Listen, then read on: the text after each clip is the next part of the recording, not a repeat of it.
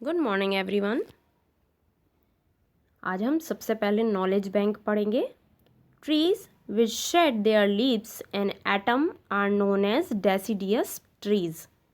ऐसे पौधे जो पतझड़ में अपनी पत्तियां गिरा देते हैं उन्हें डेसिडियस ट्रीज कहते हैं।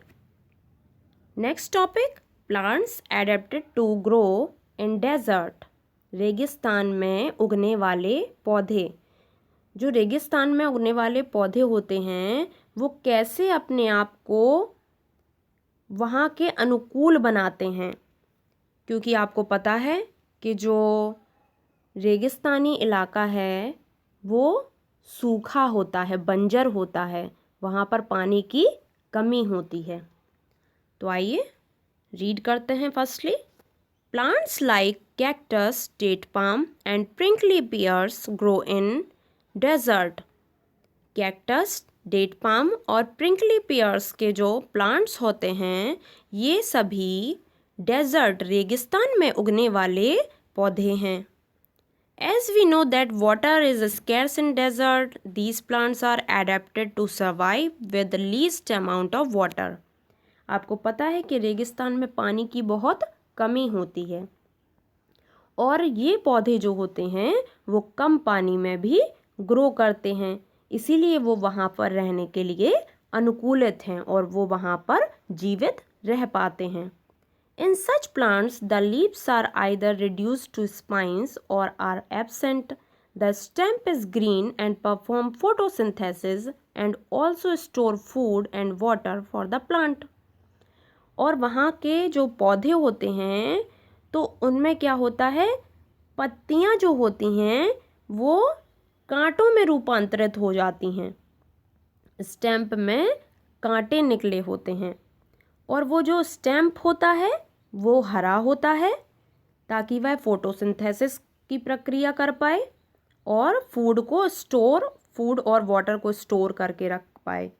ठीक है, तो फोटोसिंथेसिस की प्रोसेस डेजर्ट प्लांट में किस पार्ट में होती है? स्टेम पार्ट में। Okay, such plants have long root system that go deep into the ground to absorb water.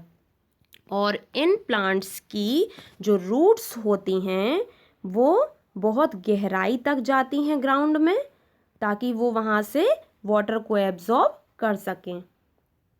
Okay, आपको डेट पाम और प्रिंकली पियर्स की पिक्स दिखाते हैं। कैक्टस की तो आपके बुक में ही बनी हुई है।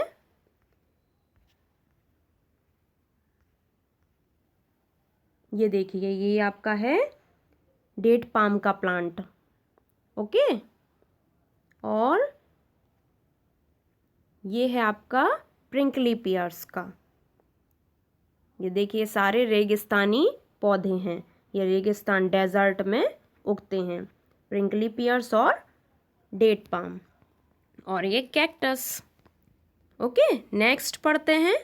Plants adapted to grow on hills. पहाड़ी इलाकों में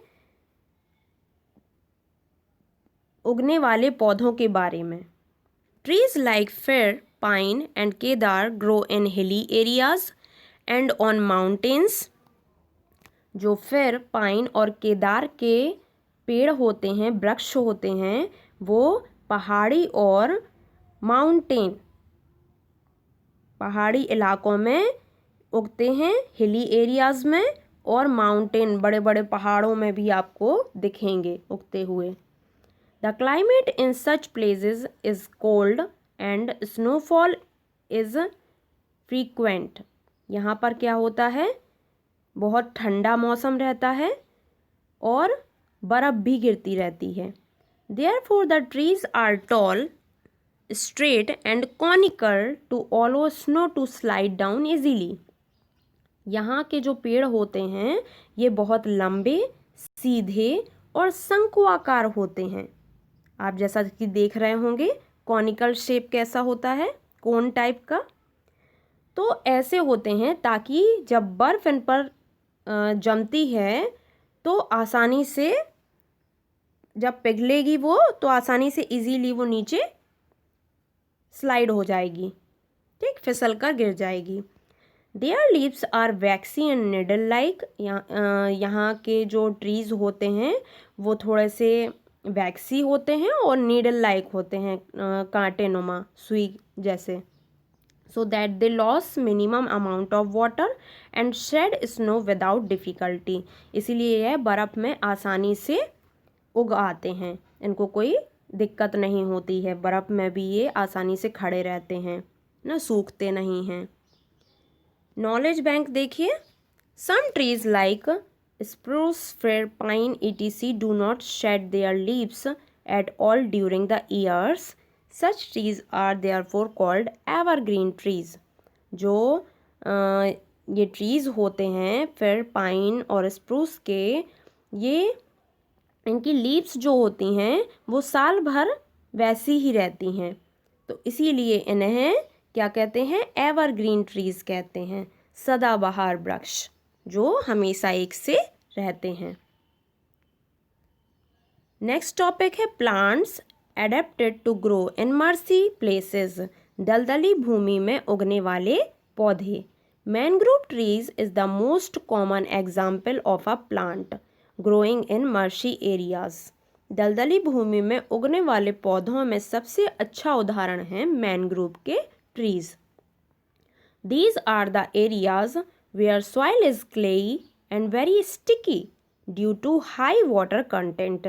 यहाँ के क्षेत्रों में पाई जाने वाली जो मिट्टी होती है वो क्लेई होती है। आप लोगों ने सॉइल के टाइप पढ़े होंगे, तो वो क्लेई होती है और बहुत चिपचिपी होती है। The roots of plants growing in such areas do not get sufficient air. तो दलदली भूमि में सांस लेने के लिए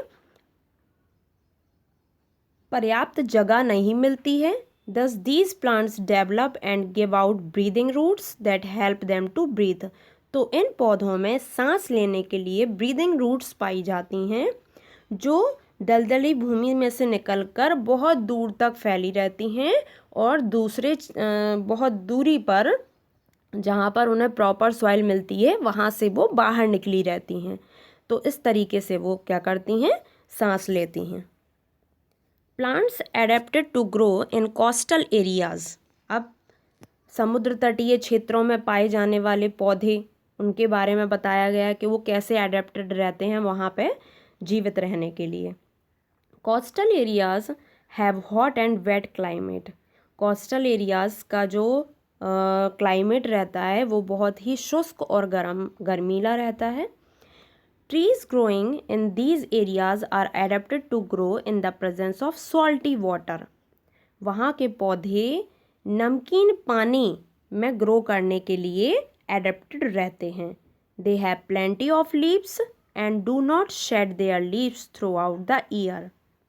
और यहाँ की जो